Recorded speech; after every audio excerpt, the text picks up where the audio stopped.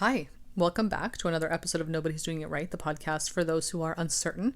My name is Kat, I am your host, and for today's episode, we're going to talk about the feeling or desire to experience relief.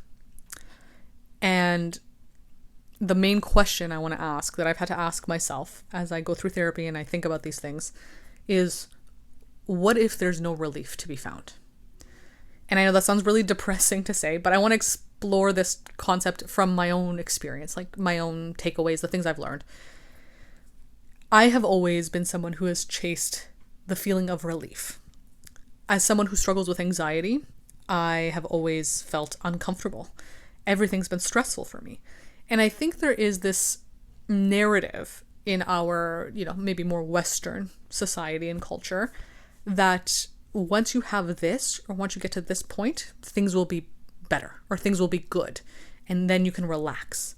That's always a narrative that's kind of been stuck in my head and I've been holding on to for a long, long time throughout my life because it does give you hope in a sense. Hope that you can escape the difficulties and discomfort of life. And I think that narrative has actually really held me back because as I get older, as I learn about these things, as I explore the things more and more, I realize life is the discomfort and the anxiety and the stress alongside with all the good things as well. It is both of those things. The discomfort, anxiety, and stress is not separate from the experience of life, even though I think there's a belief that it is, that life should only ever be good and fun and enjoyable and happy and all that stuff, right? Which there's obviously nothing wrong with wanting your life to be that way, but it's been disconnected from the reality that life is also suffering. Life is also different. That's life. The yin and the yang, right? The balance, the two sides of it. They coexist. You can't have one without the other. That's something that I never really understood when I was younger, and now as I've gotten a little bit older, I'm like, oh yeah, no, there is no relief to be found because that doesn't make sense, right? To relieve yourself from the experience of discomfort and anxiety is to relieve yourself from existing in life. Now, obviously, I'm not saying that if you struggle with depression, anxiety, or anything that affects your life to a really intense degree that you shouldn't get the proper help for it, whether that's medication, whether that's just therapy, whatever, of course, right? I'm not saying that any of us have to suffer through that stuff when we can help ourselves and use tools to help us, right? That's really important too. That is part of life as well, right? There's no point to let yourself unnecessarily suffer, but suffering is part of life. To exist, to live is to also stumble and fall and get hurt, and then to feel the pleasure of being taken care of when you get hurt, or to take care of yourself when you get hurt. All of that is interconnected and intertwined. It cannot be separated. But that's something I've always tried to do because I've been told and conditioned to believe that that is the point of life. The point is to find relief. The point is to get to a place where you have all the money you need to have, where you have all the love you need to have from a specific person, right? Some sort of partner, the one, whatever, that you have everything set up perfectly. Then once you get to this place where everything is perfectly good and there's no stress, there's no anxiety, then you can start living. Obviously, that does not make sense. That is unrealistic. Life is already happening. You're already living life. So to want to only start living it once everything is perfectly fine, that's impossible because it's already happening despite things not being perfect. And so the constant seeking of relief, of, getting to this place, this fantasy, this perfection, this place where you can finally okay, now I feel okay and now I can start actually living my life. You're missing out on the life that's actually happening right now. And I know this sounds so depressing. It sounds so sad. I'm not saying this to be this kind of hyper motivational speaker in the sense of, you have to live life right now. I'm just saying it from the perspective of I've spent a lot of my life trying to get to a place where I feel okay, and I've never gotten there. Not because it's not possible to feel okay. It's just that to feel okay does not exist anywhere outside of the present moment because the present moment is the only thing that's actually real. So the only place you can find that okayness is right now. So if you can't find it right now, you're not going to be able to find it in the future because you don't even know what it feels like to feel okay. You're always seeking okayness outside of what's happening right now. So when you're in the present moment of the future, even then you won't think that you can find okayness in the present, because you're like, no, it's never in the present. It's always in the future. So even if you were to get to a place where things were very stress-free, maybe you had all the money you needed, you had everything, you still probably wouldn't feel okay, because in a sense you've conditioned yourself to believe that okayness is never in the present. It is always outside of the present. And that's really tough. That's really difficult, because it holds you back from actually enjoying life, which is happening right now. Like, life is happening. Time is passing. And I'm not saying this to scare anybody and be like, oh, you have to do everything you need to do right now. I'm just saying that I think we all need to bring this awareness back to us, to realize like, oh yeah, it's happening right now, whether we like it or not. Whether we like what's happening right now, whether we like the fact that time is passing, it's happening. So we can either accept that and be in this moment right now, or we can avoid accepting it and continue to seek out this relief that we're trying to find all the time. Seek it out in the future at the end of some sort of experience. Maybe it's, through substance abuse, maybe it's through relationships, whatever. We can do that, or we can just say, you know what?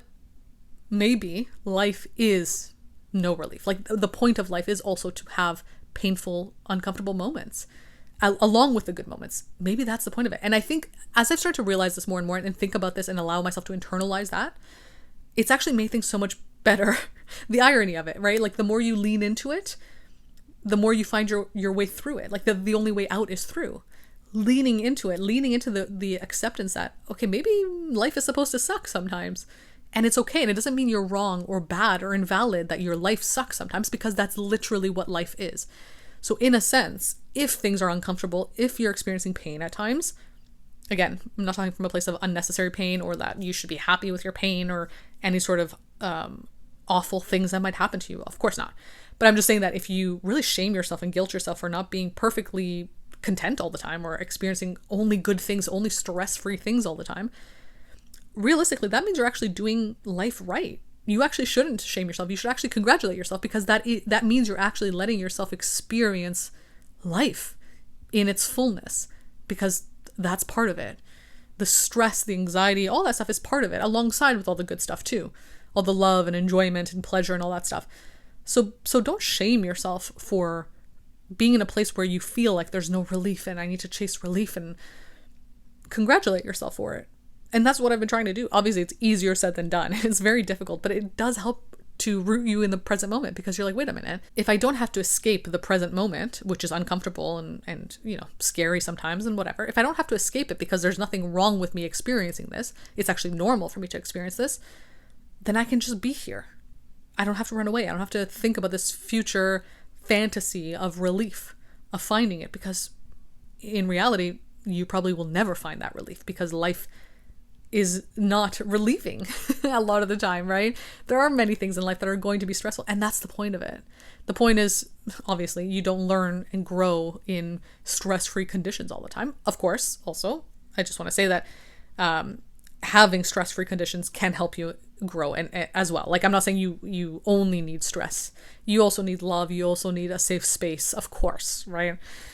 But you do also need a bit of stress, a bit of anxiety, a bit of fear, a little bit, just to kind of give yourself that push. And it's okay to experience that. Like, it's okay to have that. It's also okay, of course, to allow yourself to experience love, pleasure, enjoyment. Because I think the other side of this is people who only seek out pain and discomfort and feel valid in that. I'm talking about finding a nice, comfortable space in the middle between the two, because that is what life is. It's that middle ground.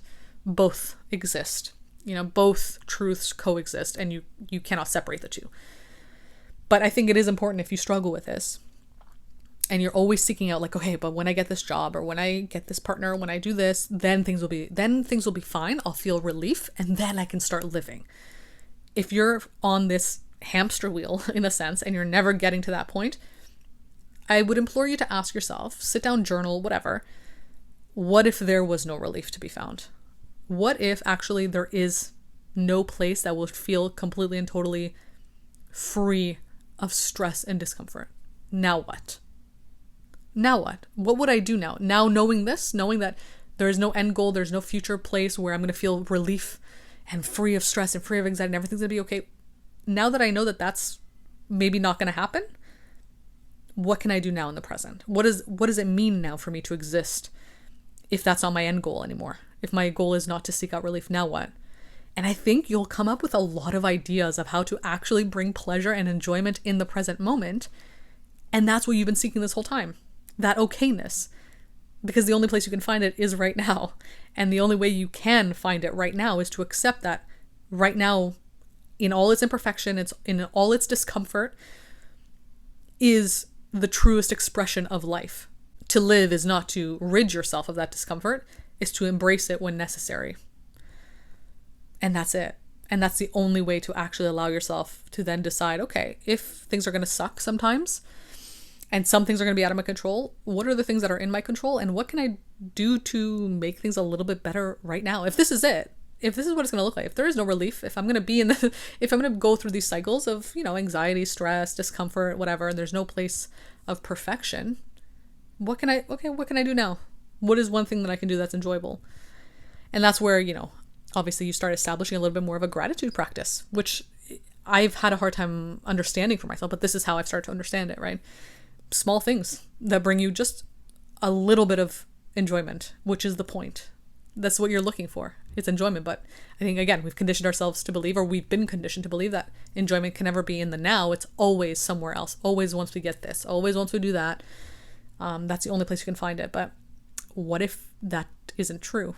Now what? And again, that feels almost depressing. It feels almost like, oh my God, like, what am I, that actually sounds like, what's the point of life now? It feels almost hopeless.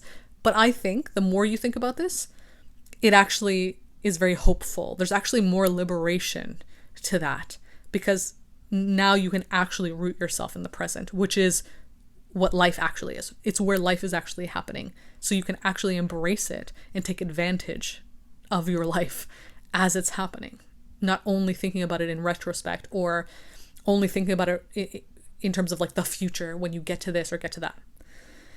So yeah, this is a very intense topic and something that I'm still working on myself, but I hope it offered you a different perspective. I hope this question of what if there's no relief to be found is helpful for you as much as it's been helpful for me to explore.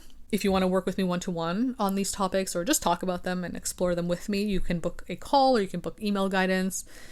I also have a Substack where I write about these concepts in more detail, and you can also follow me on social media where I post all my other content.